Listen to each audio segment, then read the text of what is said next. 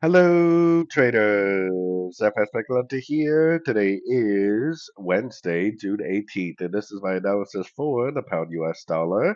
If you haven't done so yet, definitely do check out my free Discord group. It's linked down here in the corner at the end of the video. And make sure to take a look at my website, fxpipcollector.com, on some video on my home screen to learn more. So, anyways, the pound dollar made a very big push down yesterday, and it definitely did engulf to the downside on the daily. We potentially have a turn on the daily time frame that potentially could go down for a couple weeks. I also do see the possibility of this being like an expanding ABC right here and possibly continuing the uptrend because the trend is definitely up. But I think for now we should be looking for sorts unless the market tells us otherwise. Now, today is FOMC interest rate news for the US dollar, a very big news event. And I will be live streaming for that news event on YouTube. So definitely make sure you stop in to see my latest analysis for your favorite pairs.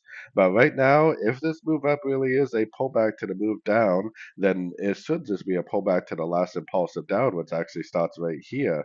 So if it does go up to a Fibonacci level, especially if it's some sort of like a three-way pullback, something like this potentially, to a Fibonacci level and then a nice engulfing move down, then you probably should definitely be looking for shorts because the daily time frame did turn down. If the daily time frame turned down, then we kind of need to assume that any move we see to the upside potentially could be just a pullback to the downtrend. So definitely keep an eye on your Fibonacci levels for possible sorting opportunities. And definitely don't forget about my YouTube live stream later on today so you can see your latest analysis.